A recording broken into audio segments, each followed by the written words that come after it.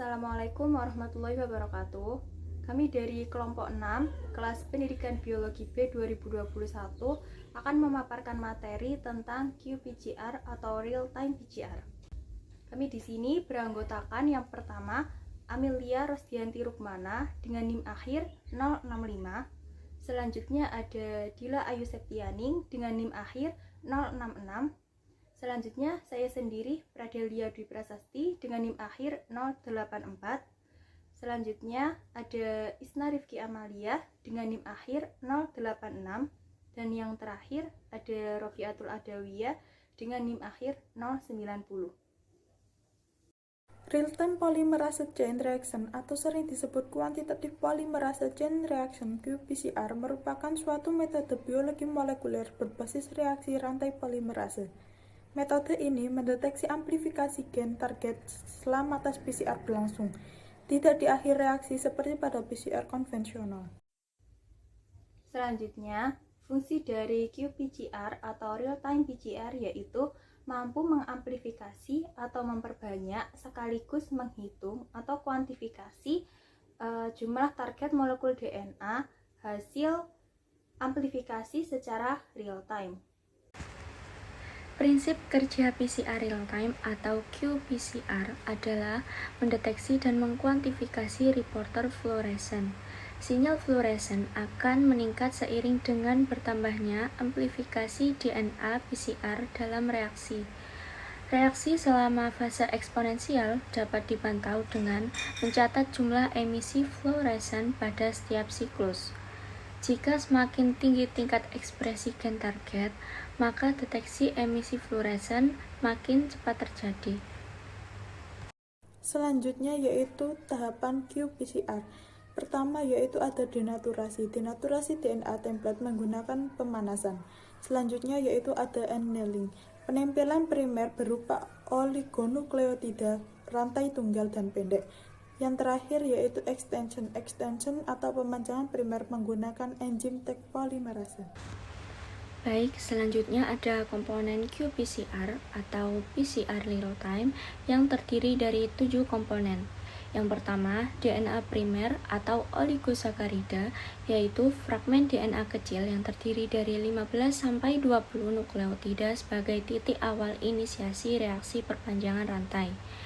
Primer akan menempel secara spesifik pada bagian nukleotida dari template yang urutannya komplement dengan urutan primer tersebut. Primer dirancang berdasarkan informasi urutan DNA target yang dapat diperoleh dari database bank data gen atau GenBank yang dapat diakses secara online. Jika DNA target berasal dari mikroorganisme yang belum diketahui urutannya, maka data yang dapat digunakan untuk perancangan primer adalah data urutan DNA mikroorganisme yang paling dekat kekerabatannya. Dalam hal novel coronavirus SARS-CoV-2 penyebab COVID-19, kita dapat menggunakan urutan DNA coronavirus SARS 2003 atau MERS.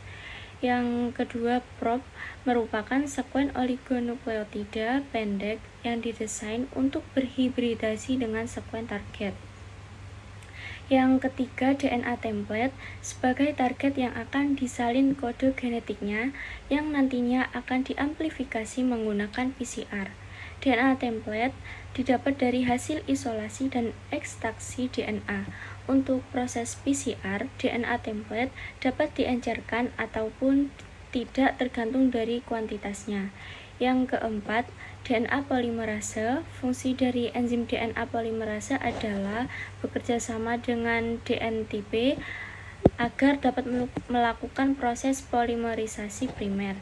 Yang kelima, larutan buffer. Dalam proses PCR, larutan ini menyediakan lingkungan yang cocok untuk aktivitas optimum dan stabilitas DNA polimerase. Buffer ini mengandung ion Mg2+ yang sangat mempengaruhi setiap tahapan reaksi PCR. Yang keenam, DNTPS atau deoksinukleosid trifosfat, yaitu nukleotida sebagai sumber monomer rantai DNA. DNTPS merupakan material utama yang dibutuhkan untuk sintesis DNA dalam proses PCR yang terdiri dari DATP, DGTP, DCTP, dan DTTP.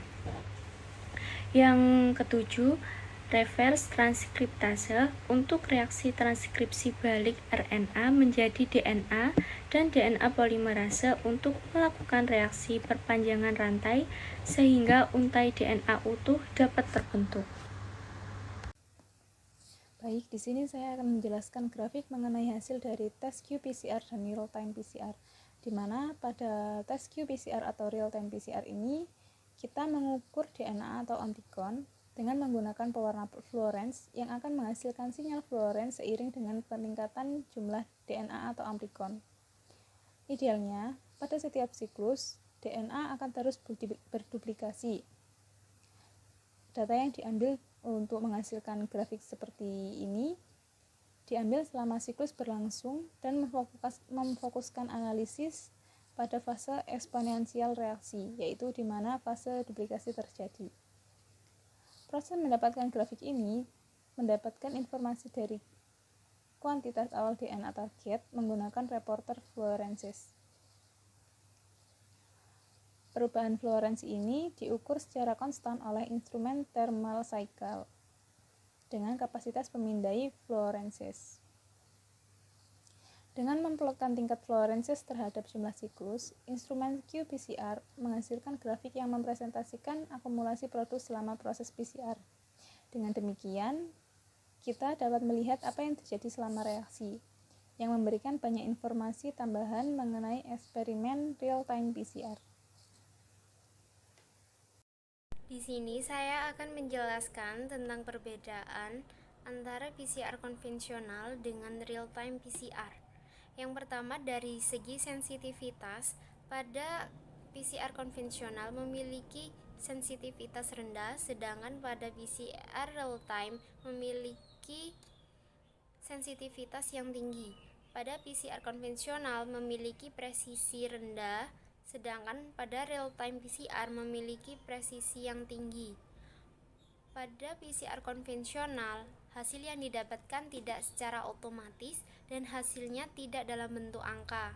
Sedangkan pada real-time PCR, hasil yang didapatkan secara otomatis dan data dikumpulkan dalam fase pertumbuhan eksponensial PCR. Pada PCR konvensional terdapat tahapan setelah PCR, sedangkan pada real-time PCR tidak terdapat tahapan setelah PCR. Pada PCR konvensional, pendeteksian keberadaan DNA dilakukan pada akhir reaksi, dan pengamatan keberadaan DNA hasil amplifikasi dilakukan di gel agarosa setelah dilakukan elektroforesis. Sedangkan pada real-time PCR, pengamatan dapat dilakukan saat reaksi berlangsung, dan keberadaan DNA hasil amplifikasi dapat diamati pada grafik yang muncul sebagai hasil akumulasi fluorensi dari probe atau penanda.